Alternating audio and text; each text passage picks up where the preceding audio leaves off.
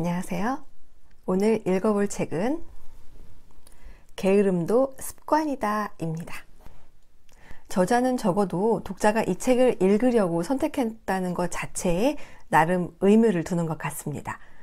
게으름도 습관이다 라는 제목의 책을 고른 사람은 내가 게으르거나 내 주변인 누군가가 게을러서일 것이라고 했는데요. 이 영상을 클릭한 시청자분도 게으르거나 게으른 사람을 알거나 일 것입니다. 정말 게으름이 습관일까? 그럼 고칠 수 있을까? 하는 작은 기대 섞인 희망을 품고 책장을 넘깁니다. 이 책은 최명기 정신과 전문의가 쓴 책으로 그는 정신과 의사로는 이례적으로 미국 듀크 대학교 MBA 과정을 취득하는 한편 건강부문 매니지먼트 과정을 수료하기도 했다고 합니다. 정신건강 관련의 다양한 분야에서 활동하고 있는 작가는 게으른 습관을 버리면 내가 내 삶의 주도권을 가지고 살아갈 수 있다고 합니다.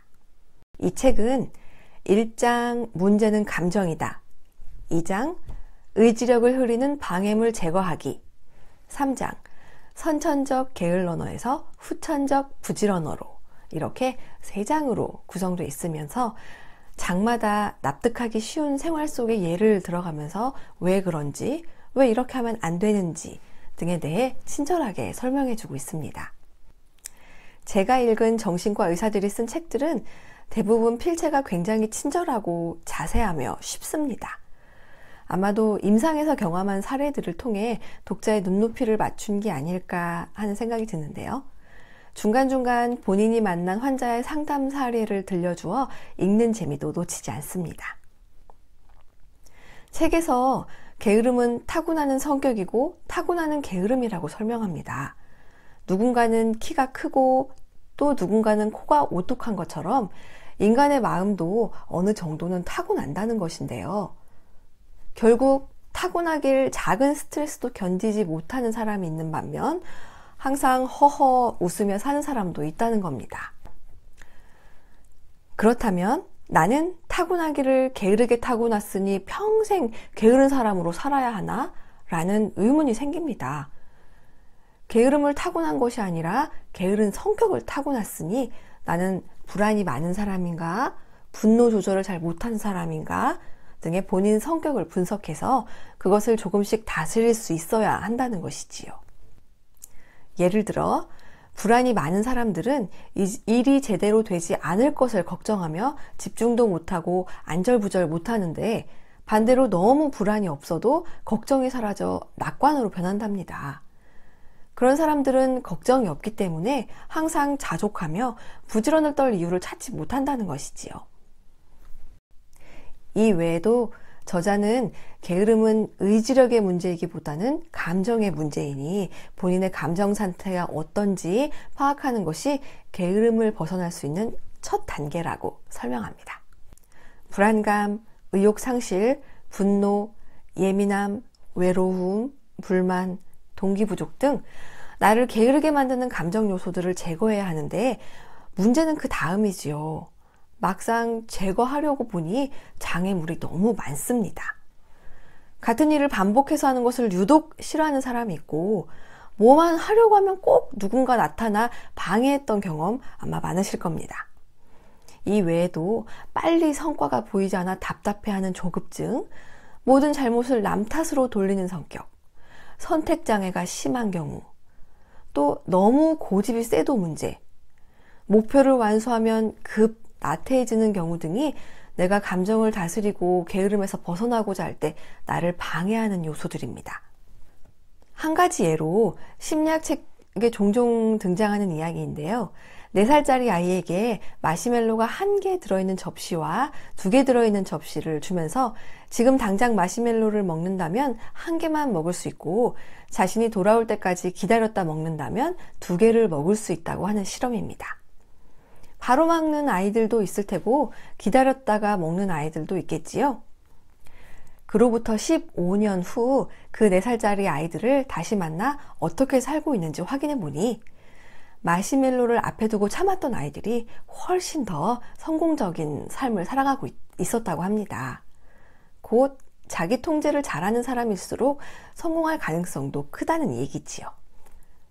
이 자기 조절이 잘 안 되는 사람들은 남 탓하기를 좋아한답니다. 하지만 저자는 무조건적인 남 탓은 그만하라고 말합니다. 아까 마시멜로 실험에서 마시멜로의 뚜껑을 덮어 가렸더니 아이들이 기다리는 시간이 배로 늘었다고 합니다. 내가 만약 통제가 잘 안 되는 성격이라면 눈앞의 유혹을 보지 못하도록 조치를 해놓는 것도 하나의 방법이라고 설명합니다. 이런 식으로 감정을 다스리기에 방해가 되는 것들을 제거할 수 있는 팁을 설명하며 여기까지 성공했다면 이제는 선천적 게을러너에서 후천적 부지런어로 한 발 더 나가라고 주문합니다. 이 3장이 가장 핵심이지 않을까 싶은데요. 부지런어가 되기 위한 여러 가지 방편들을 소개합니다. 지각하지 않도록 전날 입을 옷을 정하고 미리 몸을 씻고 물건들을 챙겨놓아 아침 출근 준비 시간을 단축한다든지 최악의 교통 상황을 예측해 출근 시간을 정한다든지 하는 것이지요.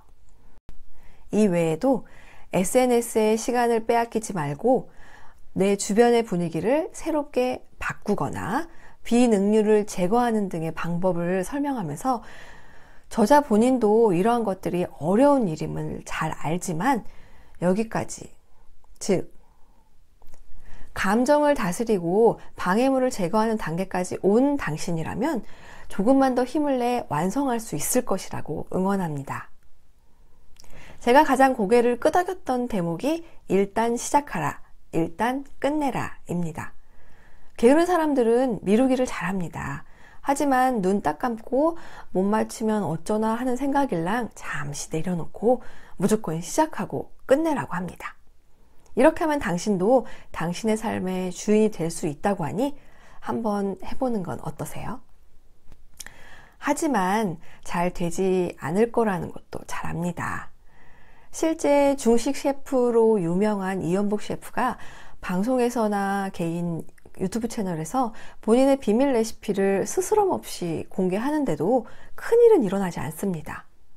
이를 걱정하는 이에게 이연복 셰프는 아유 상관없어요. 어차피 하지도 않어 라고 말하지요. 제가 최근에 돈 공부는 처음이라 라는 책을 읽었는데요. 거기서 역시 주식을 통해 많은 자산을 모은 지은이가 본인이 그간 해온 시행착오와 실수 등을 보여주며 지름길과 보다 안전한 길, 그리고 나름 비밀이라고 할 수 있는 노하우를 책에 모두 공개합니다. 공동 저자인 전문 작가가 이를 걱정하지요. 이렇게 다 알려주면 어떻게 하느냐고. 하지만 그는 어차피 가르쳐줘도 안 합니다 라며 작가의 걱정을 일축합니다. 참 씁쓸하지요.